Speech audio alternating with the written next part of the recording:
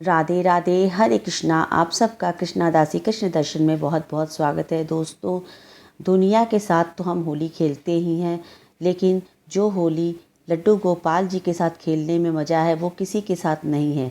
आइए जानते हैं ठाकुर जी के साथ कितने प्रकार से हम होली खेल सकते हैं। तो सबसे पहले हम ठाकुर जी पे तुलसी दल अर्पित करेंगे। पहला, ठाकुर जी के साथ अबीर गुलाल से होली खेली जाती है। रंगों से होली खेलने से जीवन में रंगों जितनी खुशियाँ आ जाती हैं, जितने प्रकार के रंग होते हैं उतनी खुशहाली हमारे जीवन में छा जाती है। कभी दुखों का साया नहीं रहता है। भगवान श्री कृष्ण के साथ होली खेलना बहुत ही शुभ फलदायी होता है। अब इसके बाद दूसरे नंबर पे फूलों से होली खेली जानी चाहिए।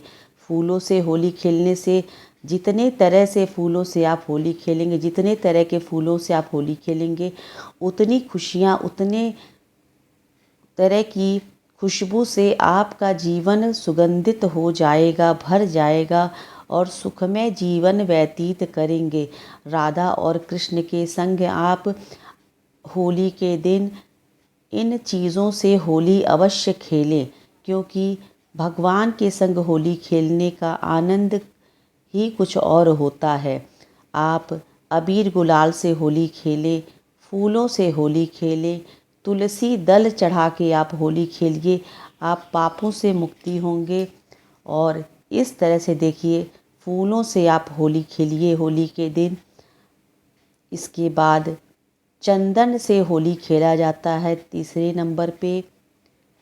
इन चीज़ों से होली खेलना बहुत शुभ फलदायी माना जाता है। होली के दिन लड्डू गोपाल जी के संग इन चीज़ों से होली खेलने पे हमारी जीवन की जितने भी दुख दरिद्रता है उनका नाश होता है। कहा जाता है चंदन से होली खेलने से हमारे जीवन की समस्त कामना पूर्ति होती है। अब हम सुगंधित द्रव्य बनाएंगे। चंदन को जल में डाल के उससे हम स्नान कराएंगे।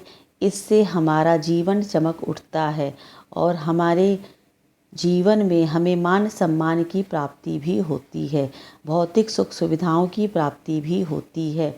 आप पहले अबीर से होली खेल लिए। देखिए, सुगंधित द्रव्य बनाएंगे, चंदन, पानी, इत्र मिला के इत्र से होली खेलें। गुलाब का इत्र हो, चंदन का इत्र हो, चमेली के फूल का इत्र हो, आप ज़रूर इत्र से होली खेलें। आप भौतिक सुख सुविधाओं की प्राप्ति होती है। इस लोक में भी भौतिक सुख सुविधाएं प्राप्त होगी और अंत में आपको बैकुंठ का वास भी होता है।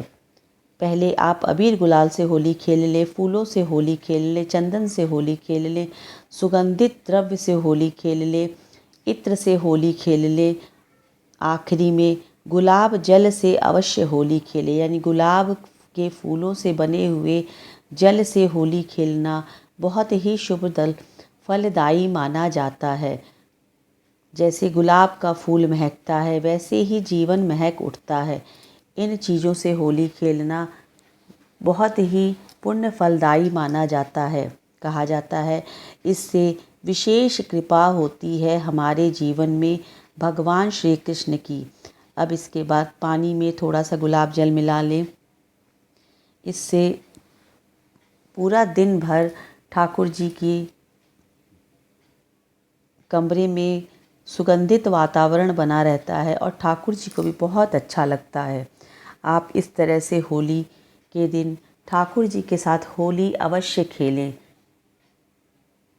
ठाकुर जी भगवान श्री कृष्ण परमपिता परमेश्वर हैं और जितना आनंद के साथ, जितना तन मन धन से आप ठाकुर जी के साथ हर्षोल्लास से होली खेलेंगे, उतना ही जीवन में खुशियाँ आता है। कहा जाता है पहले होली की शुरुआत भगवान श्री कृष्ण ने ही की थी और भगवान भोलेनाथ जी, यही दो ईश्वर हैं जिन्होंने होली की शुरुआत की थी।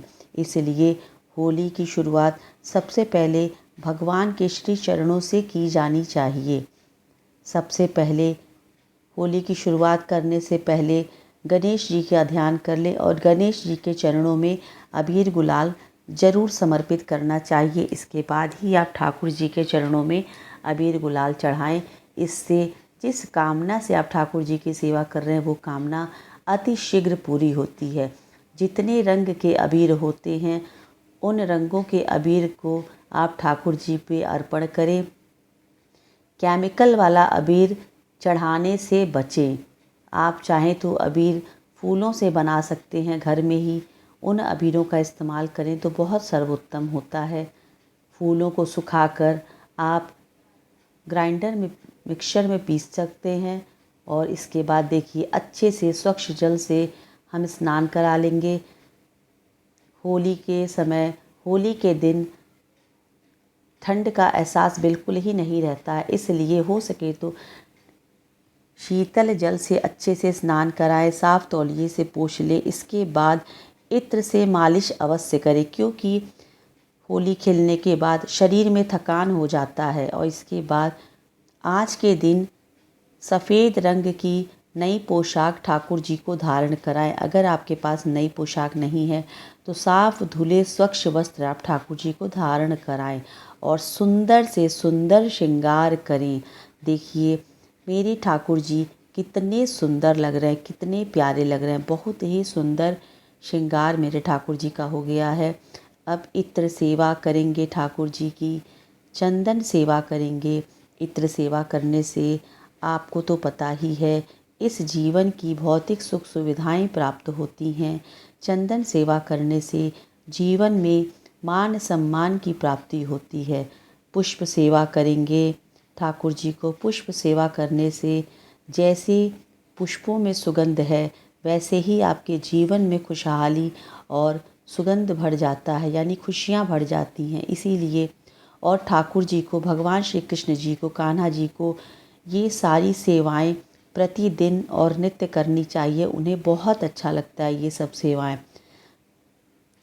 वृंदावन में ये सारी सेवाएं नित्य की जाती है। बिहारी जी को, उन्हें ये सब सेवाएं बहुत अच्छी लगती है। अब इसके बाद भोग सेवा करेंगे आज के दिन। पहले तो दूध पिला लेंगे क्योंकि लड्डू गोपाल जी बाल स्वरूप हैं। इसके बाद अच्छे अच्छे पकवान बना के, आज होली का उत्सव है तो ठाकुर जी को भोग लगाएंगे। खीर का भोग लगाइए, मालपुए का भोग लगाइए, माखन मिश्री का भोग लगाइए, गुजिया का भोग लगाइए जो कि बहुत ही सर्वोत्तम आज के दिन माना जाता है। रंग बिरंगी मिठाइयों का भोग लगाइए, नमकीन का भोग लगाइए, 56 भोग का भोग लगाइए, ऋतु फल का भोग लगाइए, शुद्ध जल पिलाइए। सारा जो भी भोग आप लगाते हैं उसमें तुलसी दल डालना ना भूलिएगा। तुलसी दल अवश्य मिलाइएगा, तभी जाके ठाकुर जी आपका भोग स्वीकार करेंगे। क्योंकि कितने भी तरह के आप भोग अर्पण क्यों न कर दें, 56 भोग आप चढ़ा दें, बिना तुलसी दल के एक भी भोग ठाकुर जी ग्रहण नहीं करेंगे। अब आप सात्विक भोग ठाकुर जी को ग्रहण करें, सात्विक भोग ठाकुर जी को ग्रहण कराएं और निवेदन कर ले, हे ठाकुर जी तन मन धन सब कुछ तेरा, तेरा तुझको अर्पण क्या लागे मेरा। आपका दिया आपको अर्पण, हे ठाकुर जी भोग ग्रहण कीजिए। इसके बाद आज होली का उत्सव है। रंग बिरंगे अबीर गुलाल ठाकुर जी को चढ़ाना ना भूलिएगा और अबीर गुलाल ठाकुर जी के गालों पे लगाना ना भूलिएगा और ठाकुर जी के हाथों से अपने गालों पे अबीर गुलाल लगवाएं। बहुत शुभ फल की प्राप्ति भी होती है। इस तरह से आप होली के दिन ठाकुर जी की सेवा करें, लड्डू गोपाल जी की सेवा करें।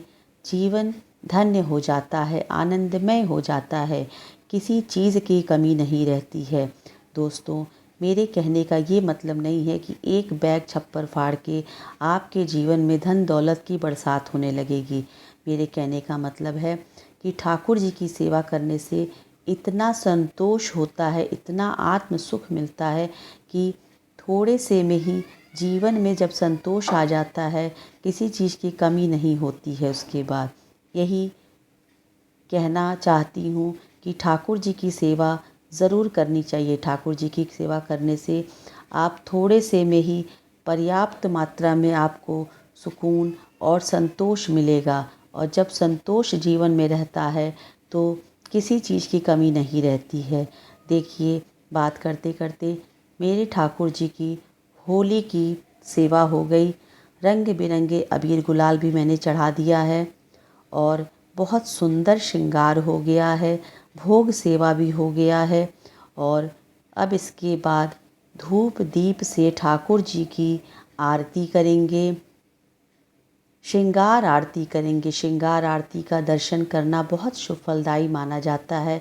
इससे हमारे पाप कटते हैं और पूजा में हुई हमारी जो भी त्रुटियां हैं वो भगवान क्षमा कर देते हैं। घर घर तुलसी ठाकुर सेवा, दर्शन गोविंद जी को। तो कैसे होली खेलें अपने बाल गोपाल के साथ, किन 6-7 चीज़ों के साथ होली खेलें जिससे शुभ फल की प्राप्ति हो। उम्मीद करती हूँ आपको जानकारी मिल गई होगी। कैसे भोग लगाएं, कैसे वस्त्र धारण कराएं, कैसे श्रृंगार करें, कैसे स्नान कराएं, ये सारी जानकारी आपको वीडियो के माध्यम से मिल गई होगी। तब तक के लिए हरे कृष्ण कृष्ण कृष्ण हरे हरे, हरे राम राम राम हरे हरे। जय श्री कृष्णा।